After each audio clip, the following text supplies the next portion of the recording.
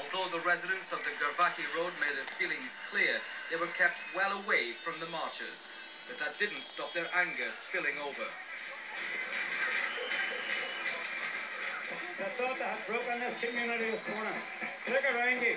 It's not a broken community. That's a defiant community. It's a community that's determined to get justice. If the British government think that this matter finished when those orange men passed down the Garvaki Road, they are badly mistaken.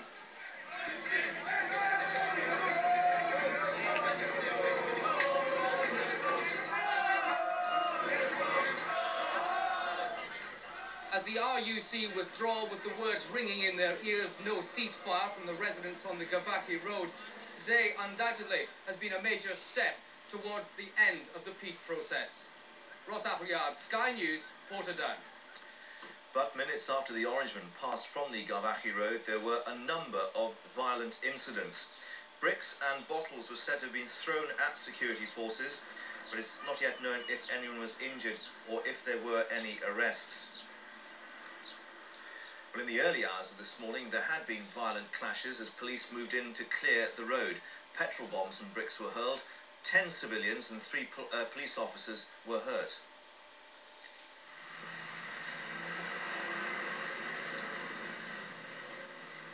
Under cover of darkness, security forces made their move. Armoured vehicles providing some sort of cover for those filing onto Garvaki Road. Catholic residents scrambled to the streets. Their alarm quickly turned to anger. We said, no matter what would happen, we would have a peaceful protest. And I mean a peaceful protest. They have treated us unbelievably. Makeshift missiles rained down. Protesters used anything that came to hand. Petrol bombs, a traditional tactic during this type of trouble. The sort of violence Mo Mowlam has spent weeks trying to avert erupted as police and troops saturated the entire length of the Garvaki Road. An apparent blockade at the church had initially sparked loyalist uproar. What else do you want the people to do? Lay down. As time ticked away, confusion fueled tension, and when it finally reached breaking point, violence exploded on the scale Northern Ireland had feared. David Levin, Sky News in Portadown. Well, and the damage to community relations here highlighted by the frustration of Garvaki Road residents making clear their anger by stoning what they see as a symbol of an invading force. The army, ready to retaliate, eventually fell back. Richard Bestick, Sky News. Well, armoured cars were moving out. There were clashes between them and a group of about 50 to 100 Jews who were throwing petrol bombs at one stage, missiles, stones. At one stage, a group of about 20 was moving in towards the army with wire grills as some sort of defence as the army returned fire with plastic bullets. It was intense for about 15 minutes or so. Then a series of police Land Rovers came down from the other end of the road. The crowd turned their attention towards those. They turned into the back of one of the estates to over my right shoulder, and the whole thing seems to have dissipated at this moment in time. But whilst during the course of time when it was going on, it was very intense. The parade took just a few minutes to pass. The Catholic anger stemmed from police action. In the early hours of the morning, one of the biggest security operations in years swept into the Garvaki Road to seal the residents into their houses and off the parade route. Until the police operation began, there was no trouble. Security activity at Drumcree Church led residents to believe the march would be stopped.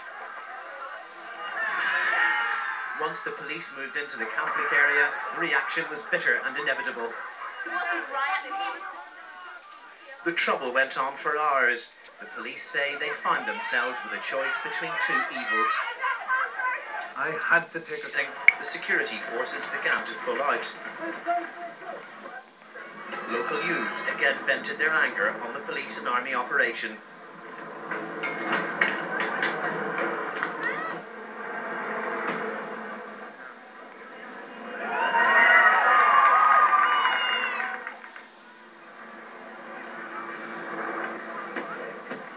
If that's the kind of peace process which the British government is going to offer my community and the other nationalist communities across the north, is a peace process which we can well do without.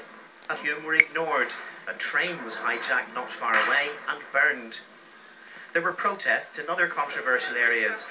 On the Lower Ormer Road in Belfast, one was just beginning when a gunman fired at police. He can be seen running away in the top left-hand corner of the picture.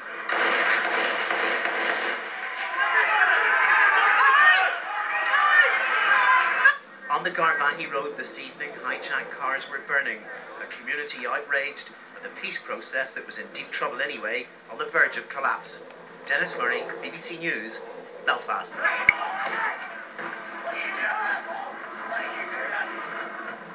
Minutes before, the Portadown Orangemen had marched onto the Garvaghey Road.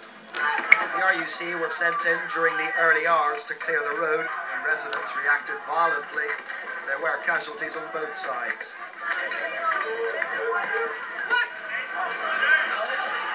Some petrol bombs were thrown at the police, but they were easily dealt with.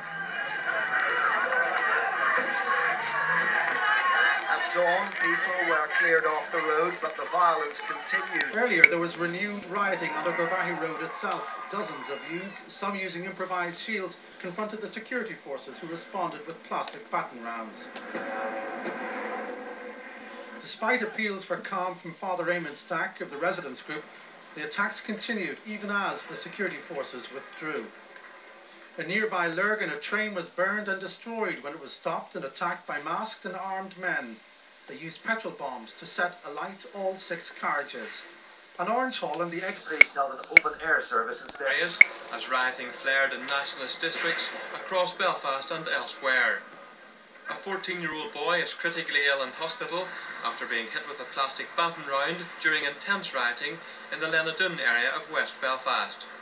Also in the west of the city, a 14-year-old Protestant youth was hit in the shoulder after shots were fired across the peace line at Lanark Way off the Springfield Road, scene of earlier minor clashes between rival gangs. Police also came under fire in the area minutes after a blast bomb exploded outside New Barnsley RUC station. The security forces returned fire after coming under attack in the Ardoyne, where hooded men were seen carrying a rocket launcher. A number of petrol bombs were thrown at the police at the Crumlin Road Woodvale Road junction. Shots were also fired at police manning a checkpoint on the Grosvenor Road, at Horn Drive in Suffolk and in the Short Strand. In the Old Park area of North Belfast, up to 20 shots were fired at police, who also came under sustained petrol bomb attack. They responded with plastic bullets before charging forward to disperse the rioters. One man was badly hurt, it's not clear how, during the operation. There was a bomb scare and controlled explosion outside Woodburn RUC station, and in Ardoyne a van delivering copies of the newsletter was burned out. 2 vans and a car have been hijacked in the Old Park area this afternoon, and in Beachmount a house belonging to an elderly woman was damaged in a petrol bombing. Susan Miller, UTV Live.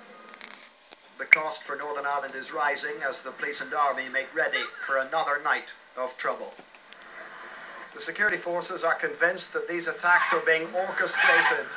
Last year, when the Drumcree parade was allowed through, there was 3 days of rioting in nationalist areas. How long this year's orgy of violence will last is impossible to say. John Irvine, ITN, Belfast. The concerns of the Irish National Liberation Army said it was covering attacks on police and troops in the city last night.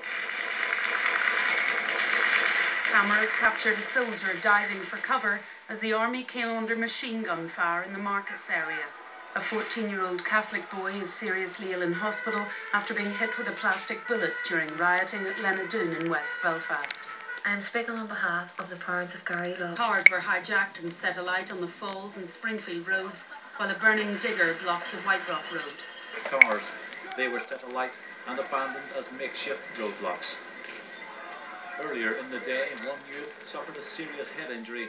He was hit on the head by a rock thrown by another rioter.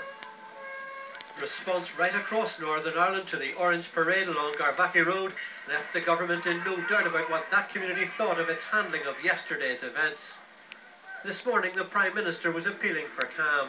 We obviously after the Drumcree decision, shots fired in nationalist areas and rioting across a wide area. The Chief Constable knew whatever his decision there was going to be serious trouble.